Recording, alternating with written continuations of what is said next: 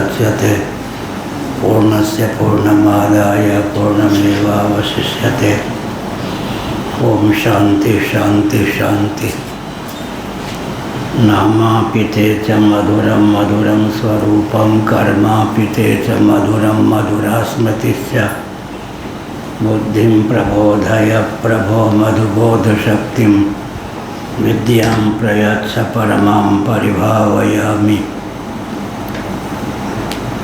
कोमलं कूजयन् वेणुं श्यामलोऽयं कुमारकः वेदवेद्यं परं ब्रह्म भासतां हृदये मम।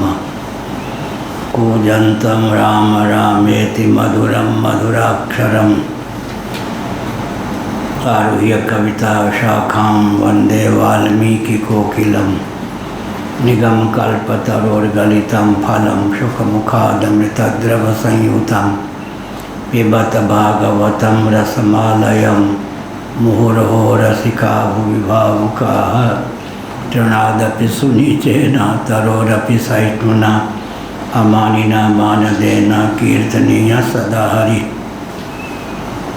नारायणाखिलगुरोर्भगवन्नमस्ते शिवाय नमः। शिवलिंगाय नमः। तन्मे मनः शिवसङ्कल्पमस्तु। सर्वे भवन्तु सुखिनः। श्री राम जय राम जय जय राम।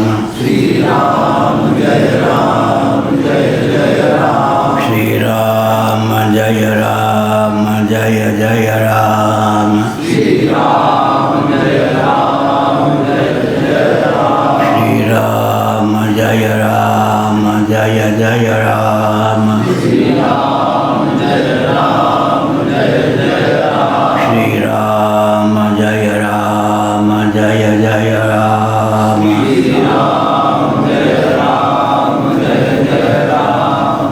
धर्म की जय हो, अधर्म का नाश हो, प्राणियों में सद्भावना हो, विश्व का कल्याण हो, गौ माता की जय हो, गोहत्या बंद हो, भारत अखंड हो। सर्वभूत हृदय धर्म सम्राट श्री स्वामी गणपति जी महाराज की जय हो, श्री जगन्नाथ महाप्रभु की जय हो, श्री बलभद्र महाप्रभु की जय हो, भगवती सुभद्रा देवी की जय हो। हर हर महादेव। चक्र सुदर्शन महाभाग की जय हो। गोविंद जय जय गोपाल जय जय। गोविंद जय जय गोपाल जय जय। राधा रमण हरि गोविंद जय जय। राधा रमण हरि गोविंद जय जय। श्री कृष्ण गोविंद हरे मुरारे। श्री कृष्ण गोविंद हरे मुरारे। हे नाथ नारायण वासुदेव। हे नाथ नारायण वासुदेव। गोविंद जय जय गोपाल जय जय। गोविंद जय जय गोपाल जय जय। राधा रमण हरि गोविंद जय जय। राधा रमण हरि गोविंद जय जय। गोविंद जय जय गोपाल जय जय। गोविंद जय जय गोपाल जय जय। राधा रमण हरि गोविंद जय जय। राधा रमण हरि गोविंद जय जय। गोविंद जय जय गोपाल जय जय। गोविंद जय जय गोपाल जय जय। राधा रमण हरि गोविंद जय जय। राधा रमण हरि गोविंद वृंदावन बिहारी लाल की जय। कौन सी पंक्ति है? नीचे से चौथी। हाँ, ऊपर से चौथी। वेदांतार्थ। ठीक। ब्रह्मसूत्र 221 शंकर भाष्य। रचनानुपत्तेश्च नानुमानम्।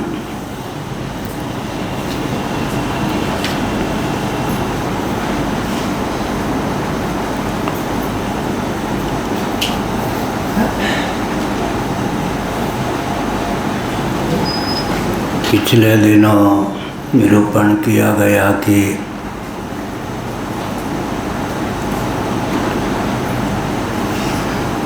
अनुमान के द्वारा त्रिगुणात्मक प्रधान, जिसे प्रकृति और अव्यक्त भी कहते हैं, उसे जगत का निमित्तोपादान कारण मानना उचित नहीं है, क्योंकि अतीन्द्रिय अर्थ के प्रतिपादन में वेदादि शास्त्रों का प्रामाण्य ही अकुंठित है। माना कि जगत सुख दुख मोहात्मक है, अतएव त्रिगुणात्मिका प्रकृति का कार्य इसको माना जा सकता है, क्योंकि उपादान कारण की अंगति उपादेय संज्ञक कार्य में होती है। लेकिन अनीश्वरवादी जो सांख्य मतावलंबी हैं, उनको यह विचार करना चाहिए कि जड़ वस्तु में ईक्षण गौण होता है। चतुर्दश भुवनात्मक ब्रह्मांड की संरचना में ईक्षण करता कोई सर्वज्ञ सर्वशक्तिमान ही हो सकता है। सर्वज्ञ होने के कारण वह ईक्षण करता हो सकता है। तदैक्षत सैक्षान चक्रे सो कामयत। सर्वशक्तिमान होने के कारण वह उपादान हो सकता है। इस प्रकार वेदांत प्रस्थान के अनुसार जगत का अभिन्न निमित्तोपादान कारण सच्चिदानंद स्वरूप सर्वेश्वर ही सिद्ध होता है। रही बात कि जगत में सुख दुख मोह की अंगति डंके के चोट से त्रिगुणात्मक प्रधान को उपादान कारण सिद्ध करती है, इसका उत्तर यह है कि ब्रह्म शक्ति रेव प्रकृति ही। मायाम तो प्रकृतिम विद्यात् मायिनम तो महेश्वरम आदि श्रुतियों के अनुसार ब्रह्म तत्व भी माया शक्ति के द्वार से ही जगत का अभिन्न निमित्तोपादान कारण सिद्ध होता है। कोई भी शक्तिमान शक्ति के द्वार से ही कार्य का निष्पादक सिद्ध होता है। चतुर्दश भुवनात्मक ब्रह्मांड की संरचना प्रधान कर्तृक ईक्षण के द्वारा संभव नहीं, इसलिए प्रकृति या माया शक्ति संलंकृत विशिष्ट या उपहित परमात्मा तत्व को जगत कारण मानना चाहिए। यह भी विषय चल रहा था। वेदांतार्थ निर्णय से च सम्यक दर्शनार्थत्वात् तन्निर्णयेन स्वपक्षस्थापनं प्रथमं कृतं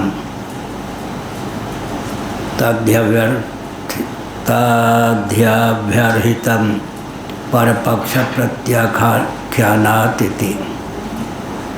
अब कहा कि वेदांत का जो अर्थ निर्णय है सम्यक प्रकार से उसे दर्शाने की भावना से पहले स्वपक्ष का प्रतिपादन किया गया।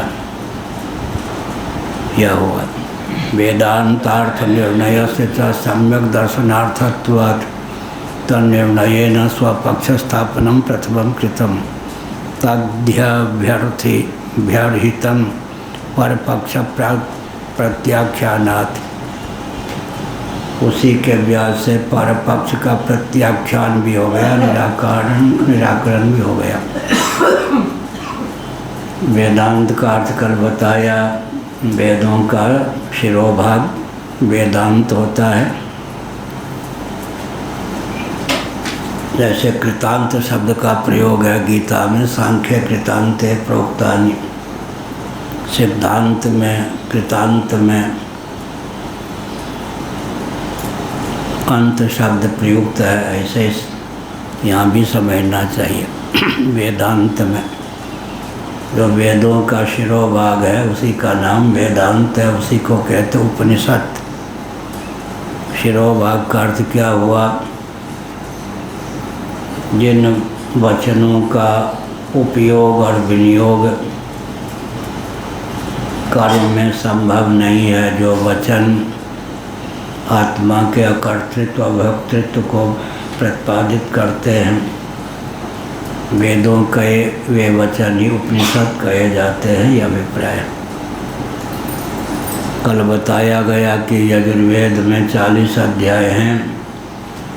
39 अध्याय जो आरंभ के हैं उनको उपनिषद नहीं कहा गया।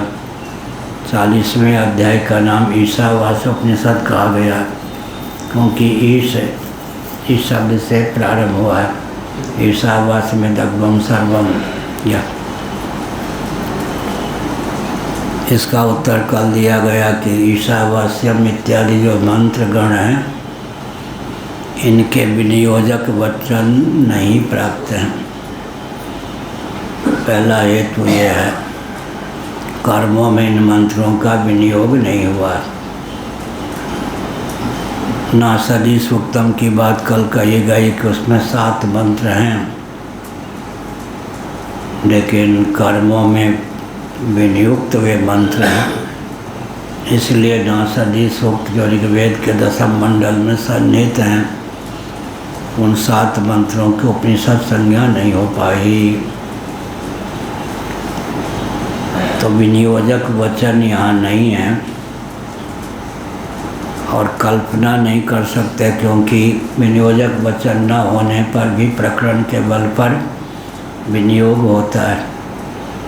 कहा गया कि जिस स्तर के आत्म तत्व या ब्रह्म तत्व या परमात्मा तत्व या भगवत तत्व का इन मंत्रों के माध्यम से प्रतिपादन है, उस स्तर का आत्म तत्व कर्म शेष नहीं हो सकता, कर्तृत्व भोक्तृत्व से विहीन सिद्ध होता है। सांख्य प्रस्थान के अनुसार कर्तृत्व जो है प्रकृतिनिष्ठ है, भोक्तृत्व पुरुषनिष्ठ है। सांख्यों के यहाँ कर्तृत्व प्रकृतिनिष्ठ क्यों है? क्योंकि प्रकृति जो कर्तृत्व जो है वो विक्रिया है, विकार है। भोक्तृत्व विक्रिया या विकार नहीं है। कर्ता कोई और, भोक्ता कोई और। सांख्य प्रस्ताव में प्रधान कर्तृक जगत है, लेकिन भोक्ता कौन है? जीव। हमारे यहाँ नहीं। कर्तृत्व भोक्तृत्व का समानाधिकरण ही चाहिए, जो कर्ता वही भोक्ता, नहीं तो विसंगति हो जाएगी। करे कोई और, भोगे कोई और। प्रकृति के द्वारा कर्म संपादित हो, पुरुष भोग भोगे, ऐसा नहीं। यद्यपि गीता के 13वें अध्याय में भगवान ने सांख्यों के पक्ष को अपना पक्ष बनाकर प्रस्तुत किया है। कार्यकरण कर्तृत्व हेतु प्रकृति रुच्यते, पुरुषा सुख दुखानां भोक्तृत्व हेतु रुच्यते। उसमें हेतु क्या है? भोक्तृत्व विक्रिया या विकार नहीं है। शंकराचार्य जी ने लिखा उपलब्धित्वम भोक्तृत्वम। उपलब्धित्व भोक्तृत्व है वह विकार नहीं है, एक पक्षीय है। परमत भी कभी कभी स्वपक्ष के रूप में, स्वमत के रूप में प्रस्तुत किया जाता है यदि उससे कोई विशेष व्यतिक्रम की प्राप्ति न होती हो या जितने अंश में वो अनुकूल हो। लेकिन कल बताया गया कि हमारे यहाँ तो कर्तृत्व भी औपाधिक है, भोक्तृत्व भी औपाधिक है।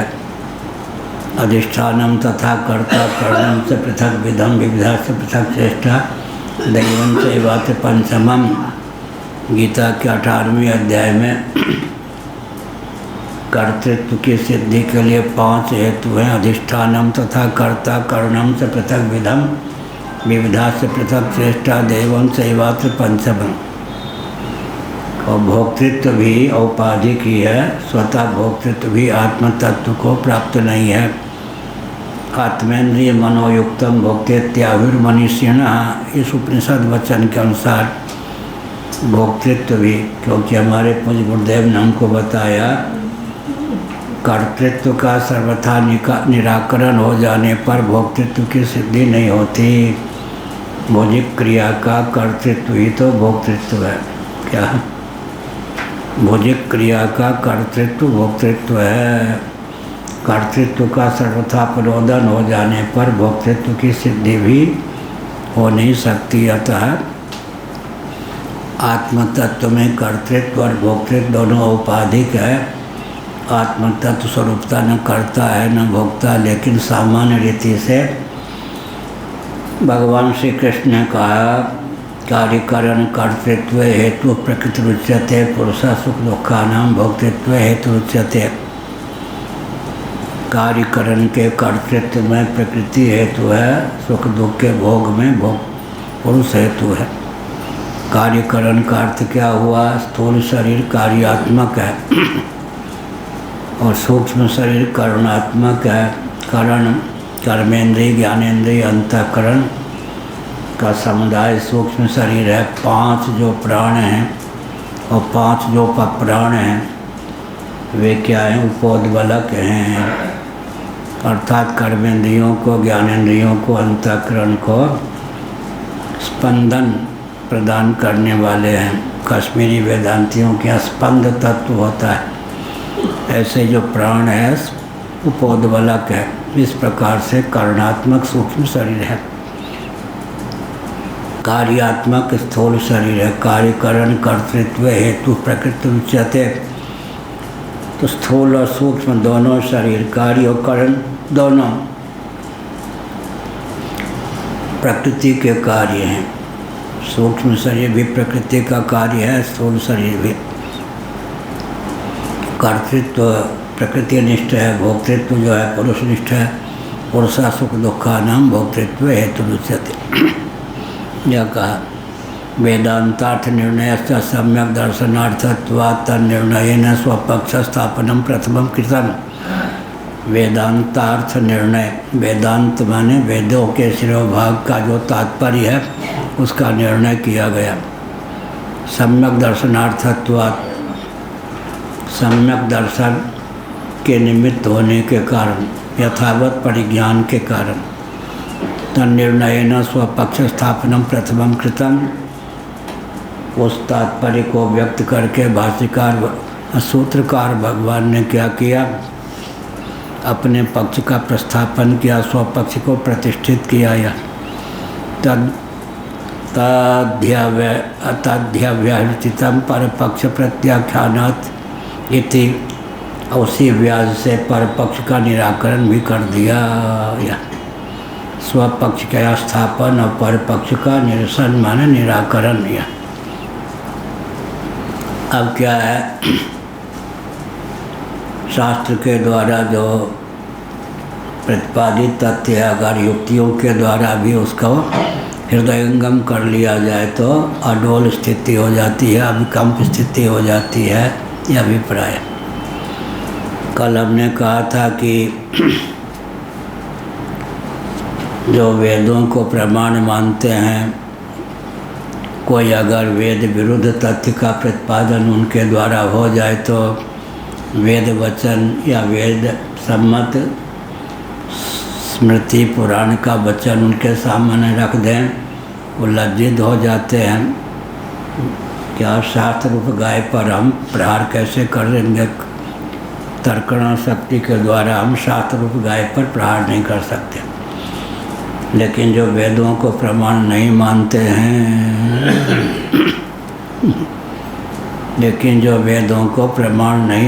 हैं, एक नेता गए दिल्ली में, सच्ची घटना है, बहुत पुरानी, आजकल की भाषा में हरिजनों के मोहल्ले में। नेता थे ब्राह्मण। उन्होंने कहा कि मैं चुनाव लड़ने जा रहा हूँ, आप लोग वोट दोगे या नहीं? अब वो सब बहुत चतुर थे हरिजन लोग। हाँ, आप निश्चिंत रहिए, हम तो आपको ही वोट देंगे। गंगा जी के शपथ खा लो, खा लियो सब। लौट रहे थे, एक बुढ़े जो थे हरिजन नेता, उन्होंने कहा ब्राह्मण देवता तुम ठगे गए, शराब की शपथ खवाओ तब ये नहीं मुकरेंगे। गंगा जी के शपथ खा गए, इनको कोई डर नहीं, ये मुकर जाएंगे। शराब की शपथ खवाओ तब ये नहीं मुकरेंगे, सच्ची घटना है। उन्होंने कहा अच्छा यह बात है, तो क्या हुआ? शराब की शपथ खवाओ तब ये मुकरेंगे नहीं, गंगा जी के शपथ खाकर भी मुकर जाएंगे। ऐसी बात है कि युक्ति रूपी तीर का या गोली का प्रयोग श्रुति पर नहीं कर सकते, श्रुति रूप गाय पर। लेकिन जब नास्तिकों से शास्त्रार्थ होता है तब उनको तो श्रुति पर भी बाण चला ही सकते हैं। इसलिए उनके सामने श्रुति की दुहाई देने से काम नहीं चलता। तब क्या करना चाहिए? श्रुति को अंदर रखना चाहिए हृदय में, तदनुकूल तर्कणा शक्ति का उपयोग करके, अनुमान का प्रयोग करके, तर्क का प्रयोग करके उनके पक्ष के ढिज्जी उड़ा देनी चाहिए। तब वो आश्चर्यचकित होकर कहेंगे हमारी तर्कणा शक्ति आपकी प्रबल तर्कणा शक्ति के सामने कुंठित क्यों हो गई? तब कहना चाहिए जिससे आप परहेज करते हैं उसी के बल पर, अर्थात शास्त्र सम्मत जो युक्ति होती है उसमें इतनी क्षमता होती है कि अनागमिक जो युक्ति होती है उसको विदीर्ण करने में शास्त्र सम्मत जो युक्तियाँ होती हैं वो समर्थ होती हैं। ननु मुमुक्षूणाम, यही था, अब होगा हम। ननु मुमुक्षूणाम मोक्ष साधनत्वेन सम्यक् दर्शन निरूपणाय स्वपक्ष स्थापनमेव केवलं कर्तुं युक्तम किम परपक्ष निराकरणेन परद्वेषकरेण। बहुत अच्छा यहाँ प्रश्न उपस्थापित किया गया शंकराचार्य के द्वारा। आप लोग जो है अपना पक्ष रखिए, दूसरे के पक्ष का खंडन आप क्यों करते हैं? पेट में दर्द क्यों होता है? ननु मोक्षूणाम मोक्ष साधनत्वेन सम्यक् दर्शन निरूपणाय स्वपक्ष स्थापनम एवं केवलम कर्तुम युक्तम। मुमुक्षुओं के मोक्ष साधन के रूप में सम्यक दर्शन का निरूपण करने की भावना से स्वपक्ष का प्रस्थापन ही पर्याप्त है। पर पक्ष निराकरण परद्वेष करने न, फिर दूसरे के पक्ष का निराकरण, दूसरों के प्रति द्वेष से क्या लेना देना, यह अभिप्राय कहा ना ठीक। स्वपक्ष के प्रस्थापन से ही मोक्षों को मोक्ष मिल जाएगा। दूसरों के पीछे हाथ धोकर क्यों पड़ते हैं? पर पक्ष के निराकरण में आपकी प्रीति प्रवृत्ति भला क्यों है? या तो द्वेष मूलक है, पर द्वेष करुणे न किम।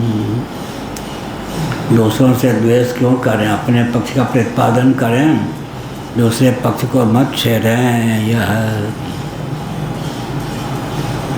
बाढ़मेवं तथापि महाजन परिगृहीतानि महांति सांख्यादि तंत्राणि सम्यक दर्शनापदेशे नया प्रवृत्तानि उपलभ्य भवेत् के समुचित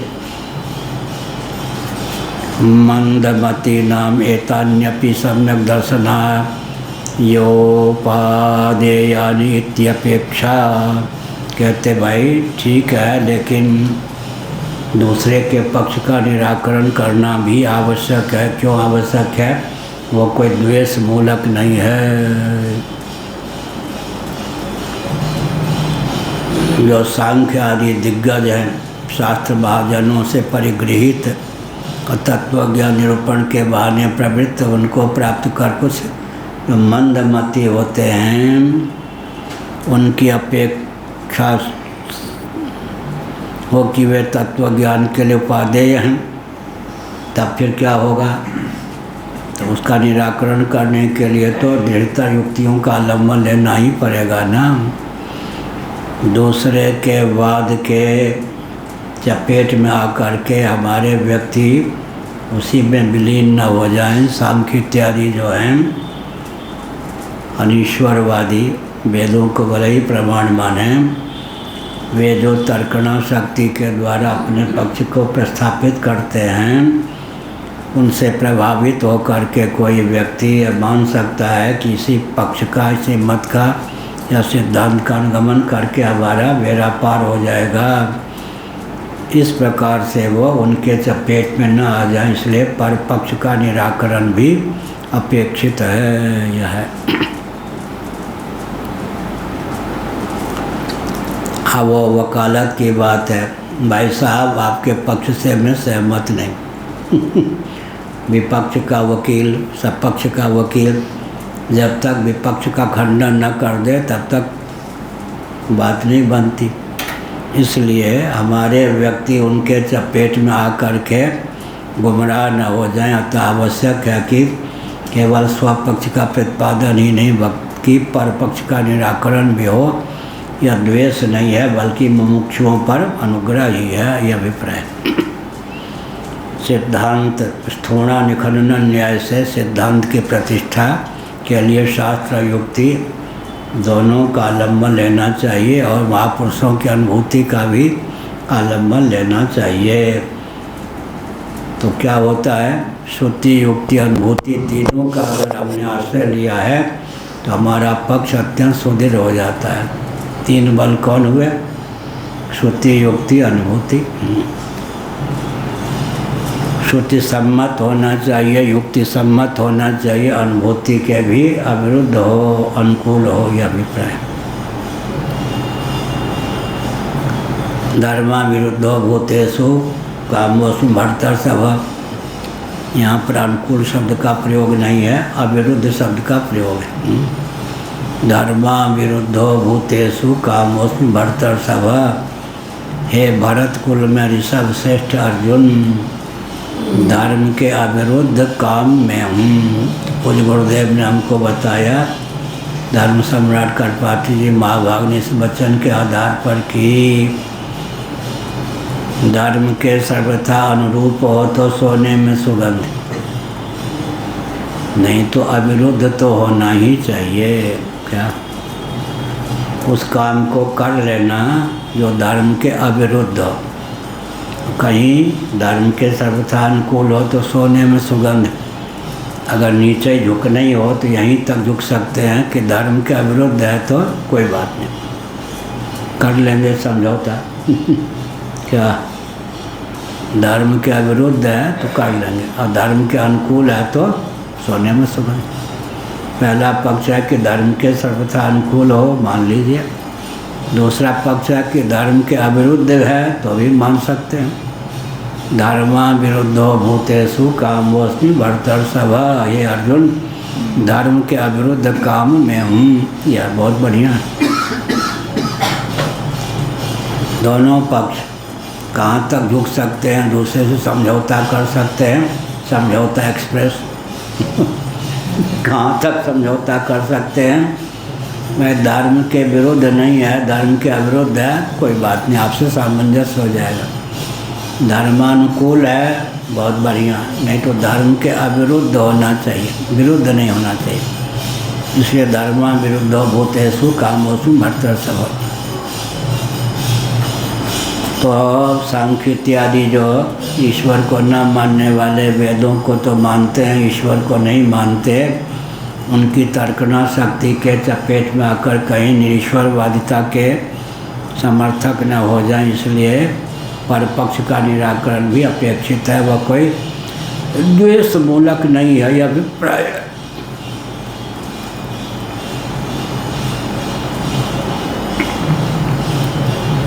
यह कहा ननु मोक्षोणां मोक्ष साधनत्वेन सम्यक दर्शन निरूपणाय स्वपक्ष स्थापनमेव केवलं युक्तम किम परपक्ष निराकरणेन परद्वेष करेण, यह अभिप्राय।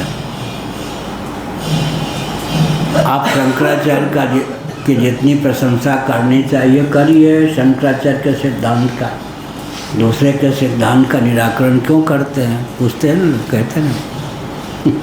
इसका उत्तर क्या है? इसका उत्तर है कि स्वपक्ष प्रतिपादन तो आवश्यक है, लेकिन परपक्ष का निराकरण न हो तो इधर जिनको आना चाहिए उधर भटक सकते हैं। इसलिए इसमें कोई द्वेष बुद्धि नहीं होती। सिद्धांत को स्थूणा निखंडन न्याय से हृदयंगम कराने की भावना से स्वपक्ष का प्रतिपादन ही नहीं, बल्कि आवश्यकता अनुसार परपक्ष का क्या है निराकरण भी आवश्यक है। ननु मोक्षोणां मोक्ष साधनत्वेन सम्यक दर्शन निरूपणाय स्वपक्ष स्थापनमेव केवलं कर्तुं युक्तं किं परपक्ष निराकरणेन परद्वेष करणेन। परपक्ष निराकरणेन से भी संतोष नहीं मिला। शंकराचार्य ने कहा परद्वेष करणेन, दूसरे से खामखा, देहाती शब्द है खामखा, दूसरे से खामखा द्वेष करने की क्या आवश्यकता। आप अपनी बात कहते रहिए, दूसरे का खंडन की आवश्यकता नहीं है। दूसरे का खंडन आप क्यों करते हैं? कहते हैं लोग परपक्ष निराकरण परद्वेष करने बाढ़ एवं, या बात ठीक कहते हो भाई। अर्ध स्वीकार बाढ़ में एकदम जो कह देते हैं, किसी के मनोबल को न तोड़ करके पहले कहना चाहिए बाढ़ में बंद, जो तुमने कहा ठीक, तथापि उसके बाद फिर बोलने की क्षमता हुई है नहीं। आपने जो कहा ठीक है, परंतु क्या उसके बाद क्या कह दिया? मिर्ची खवा करके मुंह में इमली का चूर्ण भी रख दिया। तो हमने कहा क्या साथ वालों को कि भाई पके हुए इमली मिलती हो तो ले आओ। अम्ल का सेवन करने पर हड्डियाँ पुष्ट होती हैं, और हमको मीठा उठा की याद नहीं आती, पर जिस रस की याद आ जाए समझना चाहिए कि उस रस की शरीर को आवश्यकता है। तो हमने कहा पके हुए इमलियाँ मिलती हों तो ले आना, उसका रस कुछ लेंगे। तो किसी रस की याद आ जाए तो समझना चाहिए उस शरीर में उस रस की आवश्यकता है। खट्टा पाने से क्या होता है? हड्डियाँ मजबूत होती उचित मात्रा में। यह कहा बाढ़म या बाढ़, बाढ़ संस्कृत में ढ नहीं होता, ढोए होता, बाढ़। अब बड़प्पन में जो डॉ के नीचे बिंदी भी नहीं, डॉ ही होता, ढो ही होता।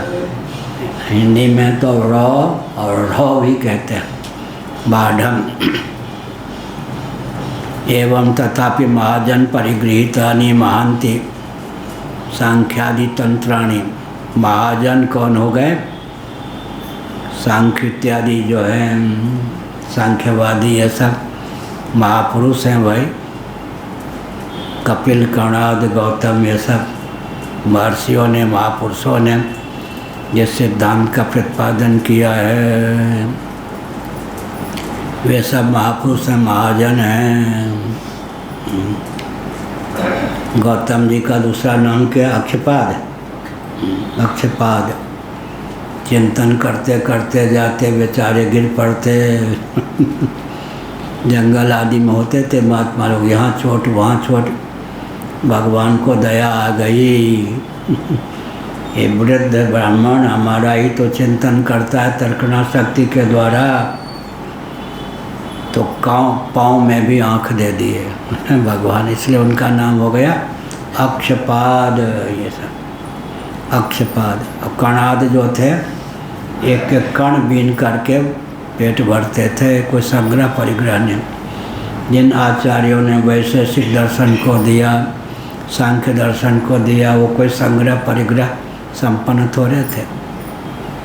अभी भी जो चंद्रयान 3 को बनाने वाले वैज्ञानिक 1 लाख से अधिक वेतन किसी के नहीं।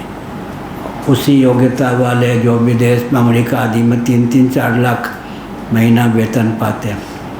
यहाँ पर भारत में वेतन कम है। उन लोगों से कोई धनी नहीं थे, लेकिन उन लोग में आया है कि लखपति कोई नहीं है, उनमें से कोई लखपति ने गुजर बसर करने वाले, उन्होंने चंद्रयान 3 बना के भेज दिया। चंद्रयान वाला दिया था क्या? चंद्रमा की परिधि कितनी है, चौड़ाई कितनी है, मोटाई कितनी है, महाभारत से निकाल के दिया। वो अच्छा होगा वैज्ञानिकों के लिए। बाढ़मेवं तथापि महाजन परिगृहीतानि महान्ति सांख्यादि तंत्राणि सम्यक दर्शनापदेशेन प्रवृत्तानि उपलभ्य भवेत्। सम्यक दर्शन के अपनोदन में भी उनके सिद्धांत प्रयुक्त हो जाते हैं। किसी के मत में जो मंदमती नाम लिखा, मंद बुद्धि वाले, तर्कणा शक्ति जिनके जीवन में कम है, वे क्या हो सकते हैं? उनके विचार से सहमत हो करके सम्यक दर्शन से च्युत हो सकते हैं। सम्यक दर्शन की योग्यता उनमें नहीं आ सकती, आता उन पर अनुग्रह करने के लिए ऐसे महाजनों के सिद्धांत का भी अपनोदन अपेक्षित है। यहाँ कोई द्वेष बुद्धि नहीं है, मोक्षों पर अनुग्रह है, कोई द्वेष बुद्धि नहीं। सम्यक दर्शनापायोपादेयानि इत्यपेक्षा तथा युक्ति गाढ़त्व, यही है ना, संभवेन सर्वज्ञ भाषितत्वाच्च श्रद्धा च तेषु तदसारतोपपादनाय प्रयत्यते। यह हुआ। इसलिए कहा तथा युक्ति गाढ़त्व संभवेन सर्वज्ञ भाषितत्वाच्च, यही था नहीं, सांख्यादि तंत्राणि सम्यक दर्शनापदेशेन प्रवृत्तानि उपलभ्य भवेत् के समुचित मंदमती नाम एतान्यपि सम्यक दर्शनायोपादेयानि इत्या। यह भी इनका जो सिद्धांत है सम्यक दर्शन के लिए उपयोगी हो सकता है। इस प्रकार से वो गुमराह हो सकते हैं, भटक सकते हैं, उनके मत में आस्थान्वित होकर सिद्धांत से वंचित रह सकते हैं। इसलिए केवल स्वपक्ष का निरूपण ही पर्याप्त नहीं, परपक्ष का निराकरण भी अपेक्षित है। यह अभिप्राय।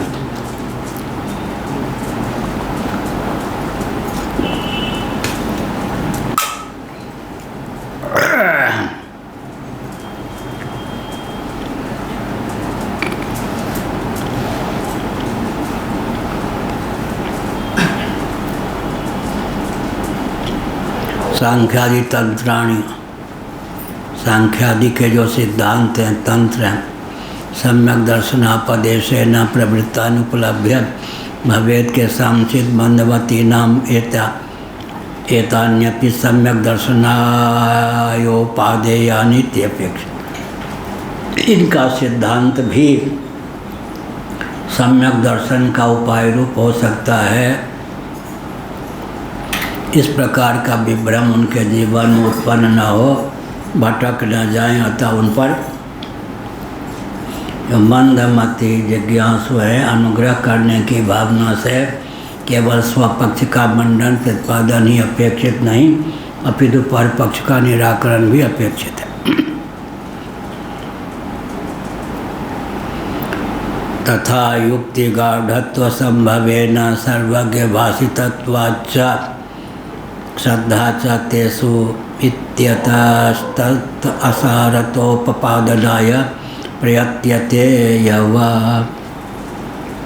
इस प्रकार से क्या हुआ, वे शास्त्र जो है उनकी अपेक्षा और प्रबल युक्तियों का आलम्बन लेकर के जो उनके सिद्धांत हैं उन पर पानी फेरने की भावना से यह कहा गया। उनकी श्रद्धा हो सकती है, इनकी परपक्ष में जिनकी श्रद्धा हो सकती है, इसलिए वे शास्त्र असार हैं, यह कहना आवश्यक है। प्रयत्न किया जाता है ताकि मंदमती जो मुमुक्षु हैं वो कहीं उन सांख्यादि सिद्धांत के प्रतिपादक विचारकों के चपेट में आकर मोक्ष मार्ग से च्युत न हो जाएं, अर्थात जो वेदांत वेद्य ब्रह्म तत्व है उससे उनके जीवन में मुक्ता न आ जाए, मोक्ष के नाम पर कोई प्रतिबंध विशेष की ही प्राप्ति न हो जाए। यह अभिप्राय।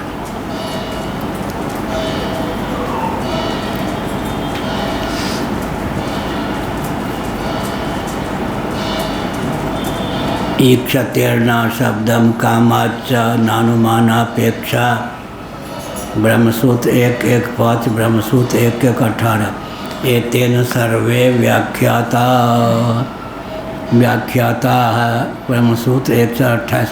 इति च पूर्वत्रापि सांख्यादि पक्ष प्रतिक्षेपा कृत किम पुनः कृत करुणेन इति। अब शंका होती है, पक्ष उपस्थापित होता है, यह कहा ईक्षतेर्ना शब्दम 1:1-5 आरम्भ में ही कह चुके हैं। ईक्षतेर्न अशब्दम, यह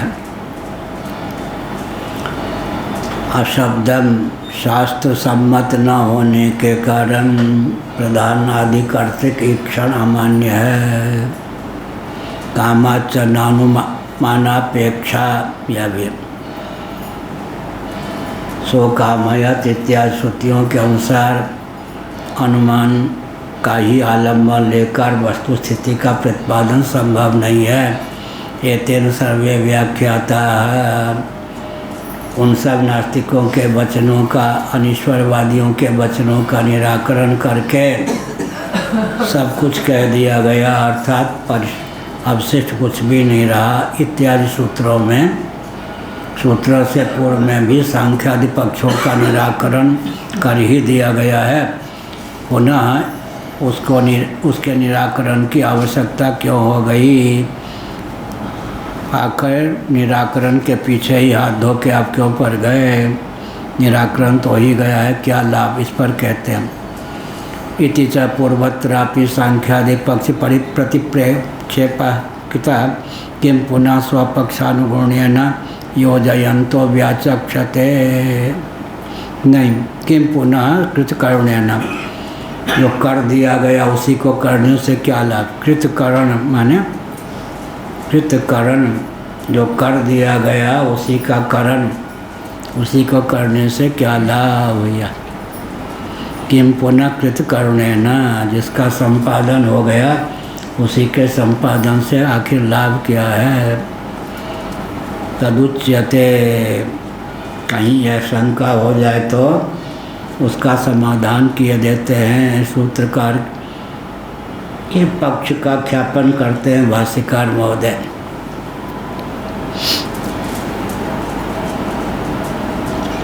सांख्यादय स्वपक्ष स्थापनाय वेदांत वाक्यान्यप्युदाहृत्य स्वपक्षानुगुण्येनैव योजयन्तो व्याचक्षते।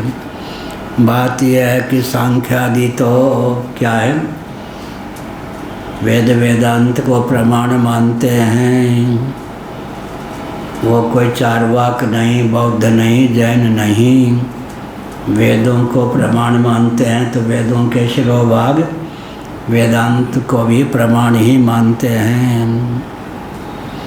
सांख्यादय स्वपक्ष स्थापनाय वेदांत वाक्यान्यप्युदाहृत्य, वेदांत वाक्यों को भी समुद्धृत करके स्वपक्षानुगुण्येनैव योजयन्तो व्याचक्षन्ते, अपने पक्ष के अनुकूल ही अपने सांचे ढांचे में, अपने सिद्धांत विचार या मत के सांचे ढांचे में उन वचनों को प्रयुक्त अभियुक्त कर देते हैं।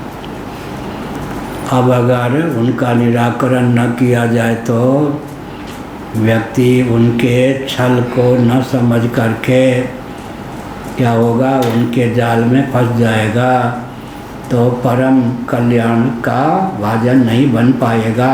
वास्तव ब्रह्मात्म तत्व के साक्षात्कार और अधिगम से सुदूर ही रहेगा। तेषां यद व्याख्यानाभासम, यह उनका जो व्याख्यान है, व्याख्यानाभास, यह हेतु तो ठीक है, दूसरा क्या हो जाता है हेतुआभास।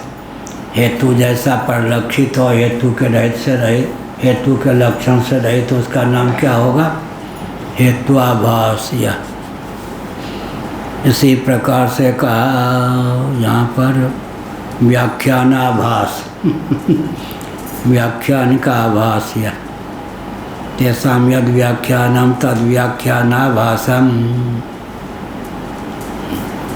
एक बार नैमिषारण्य के का शिविर माघ में प्रयाग में था। महेश योगी आ गए। एक दिन उनको बुलाया गया नैमिषारण्य के महात्मा की ओर से प्रवचन करने। उन्होंने कहा ब्राह्मणों ने आप लोगों को ठगा। सुखेन ब्रह्म संस्पर्शम अत्यंतम सुखमश्नुते। गीता में भगवान का कथन है, सुखेन ब्रह्म संस्पर्शम, सुखपूर्वक अनायास व्यक्ति को ब्रह्म का ज्ञान हो सकता है। ये करो वो करो, इतना साधन करो, सब ब्राह्मणों ने गुमराह किया या नहीं आपको।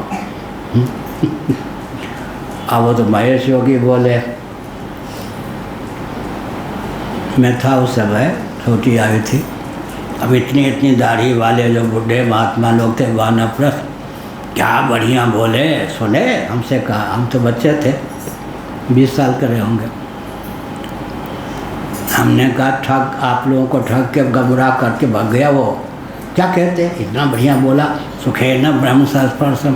हमने कहा गीता खोल के देखिए उससे पहले क्या लिखा उससे पहले के वचन क्या है।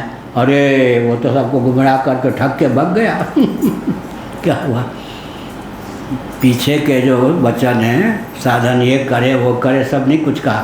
सुखेन ब्रह्म संस्पर्शम अत्यंतम सुखमश्नुते।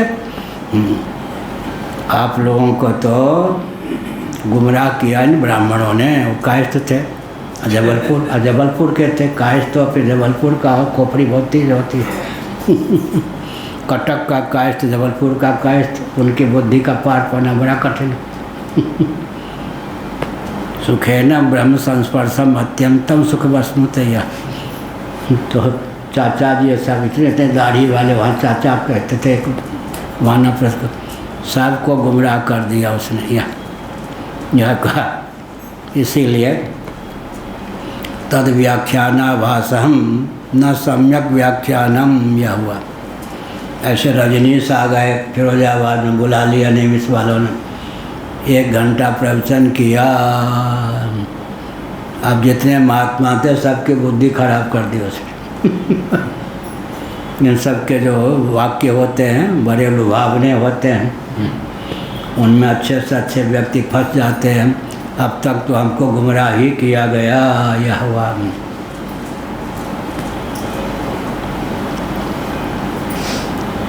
एक कोई आ गया जादूगर, दिल्ली में उन दिनों में Divya college higher secondary school का विद्यार्थी था दिल्ली में, और सबको लेटा करके फिर वो था हंस संप्रदाय का, हंस जी का चेलवा, दिव्य चक्षु देता था तो हम चले गए उसके पास, लेट जाओ यहाँ, ऐसे दबाएंगे तो यहाँ ज्योति आएगी, दिव्य चक्षु। हमने कहा ये सब तो हमको बहुत पहले हो चुका, इसके बाद ही हमने कहा तो हमको मालूम है, गुरु बन के पूछते क्यों नहीं, फिर क्यों आ गए मेरे पास। तुम तो हमसे ज़्यादा जानते हो। हमने कहा ठीक। उसने कहा तुम तो हमसे ज़्यादा जानते हो, छोटे बच्चे हो तो क्या हो, हमसे ज़्यादा जानते, गुरु बन के पूछते क्यों नहीं, तुम तो पूछने योग्य हो। हंस बाबा का हंस के का मैंने प्रवचन सुना 1 घंटे का। गुमराह करने वाले थोड़े दिन तक टिकते हैं, बाद में कोई उनको पूछता नहीं। पहले तो वृक्षों के नीचे रहने वाले हरिद्वार के व्यक्ति भी रजनीश उसकी पुस्तक पढ़ते रहते, संभोग से समाधि आदि रहते थे, जंगल में पढ़ते थे रजनीश की पुस्तक। एक व्यक्ति आते हैं और कुछ समय 15-20 वर्ष के बाद वो फिर चले जाते, उनको कोई पूछता नहीं। ये जो शास्त्रीय सिद्धांत का प्रतिपादन करने वाले आखिर हैं, उन्हीं का पक्ष टिकता है। बाकी जो फसली लोग आते हैं वो बास उगा के भग जाते हैं, कोई टिकते नहीं। हथेली पर सरसों उगाने की भावना वाले ही उनके चपेट में पड़ जाते हैं। सांख्यादया स्वपक्ष स्थापना या वेदांत वाक्यानि उदाहृत्य स्वपक्षानुगुण्य नैव योजयन्तो व्याचक्षते तेषां यद व्याख्यानम उनका जो व्याख्यान होता है, और अगर कह दें तो भगवान शंकराचार्य का व्याख्यानाभास होता है। व्याख्यान सरीखा परिलक्षित हो, व्याख्यान के लक्षण से रहित तो उसका नाम क्या हो गया, व्याख्यानाभास। न सम्यक व्याख्यानम, उनका सम्यक व्याख्यान होता ही नहीं। इत्येतावत् पूर्वं कृतम, इतना अंश तो पूर्व में प्रतिपादित कर दिया गया सूत्रकार के द्वारा। अब यह जो इस समय जो बात कही जा रही है उसमें अधिकता क्या है, यह तो वाक्य निरपेक्षा स्वतंत्र तद्युक्ति प्रतिषेधा क्रियते इत्येषः विशेष। इस संदर्भ में यह विशेष है कि वाक्य निरपेक्ष माने श्रुतियों को समुद्रित किए बिना ही, गीतादि स्मृतियों को समुद्रित किए बिना ही स्वतंत्र ढंग से, माने स्वतंत्र का अर्थ मन में श्रुति सिद्धांत को संजो करके भी बाहर से श्रुतियों के पक्ष को प्रस्तुत न करके आगमिक तर्कणा शक्ति के बल पर, युक्तियों के बल पर जो सांख्यादि के पक्ष हैं उनका निराकरण का प्रयास चल रहा है। या वाक्य निरपेक्षा या स्वतंत्र तद्युक्ति प्रतिषेधा क्रियता इत्येषः विशेष। शास्त्र का आलम्बन लिए बिना, माने मन में शास्त्र को रखे, वचन में शास्त्र को समुद्रित न करे। या स्वतंत्र ढंग से, स्वतंत्र का अर्थ क्या हुआ, शास्त्र सम्मत ही युक्ति को प्रस्तुत करे, लेकिन शास्त्र के वाक्यों को समुद्रित किए बिना। तत्व सांख्या, क्योंकि सांख्यवादी भी तो शास्त्र को मानते हैं, लेकिन पहले लिख दिया कि अपने सांचे ढांचे में उन वचनों को डाल देते हैं। यह अर्थ हुआ।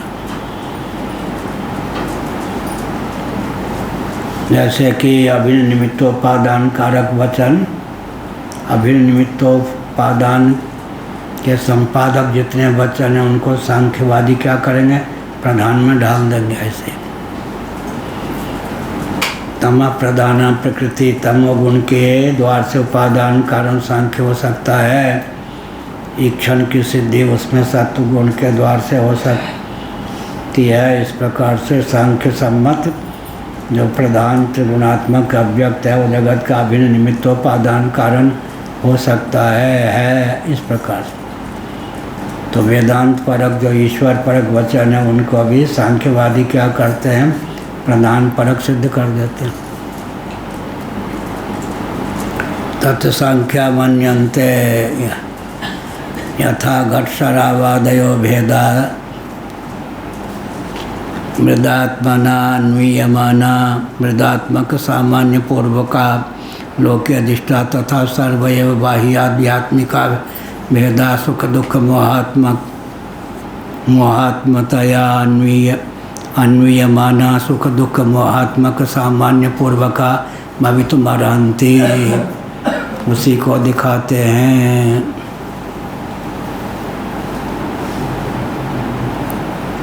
अब जो ईश्वर को सिद्ध न करके प्रधान त्रिगुणात्मक अव्यक्त प्रधान में ही उन वचनों को कैसे ढाल देते हैं शंकराचार्य ने गाकर, तत् सांख्या मन्यन्ते, इस संदर्भ में उस संदर्भ में सांख्यवादी ऐसे मानते हैं। सांख्य शब्द का दो अर्थ होता है, एक स्वपक्ष में भी सांख्य शब्द का प्रयोग होता है। लोकेस्मिन् द्विविधा निष्ठा पुरा प्रोक्ता मया नघा ज्ञान योगेन सांख्यानाम कर्म योगेन च योगिनाम। यहाँ सांख्य का अर्थ क्या हुआ? सम्यक ख्यान, विज्ञान के अर्थ में सांख्य शब्द का प्रयोग है। जब सांख्य दर्शन को लेकर बोलते हैं तो संख्या की प्रधानता होती है। सांख्य शब्द के दो अर्थ, संख्या परक अर्थ भी होता है और ज्ञान परक अर्थ भी होता है। इसलिए वेदांत प्रस्थान में जब स्वपक्ष का प्रतिपादन करते समय सांख्य कहते हैं लोकेस्मिन् द्विविधा निष्ठा पुरा प्रोक्ता मया नघा ज्ञान योगेन सांख्यानाम कर्म योगेन योगिनाम।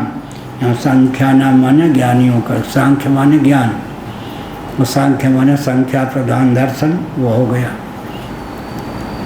तत् सांख्या मन्यन्ते, इस संदर्भ में सांख्यवादी मानते हैं।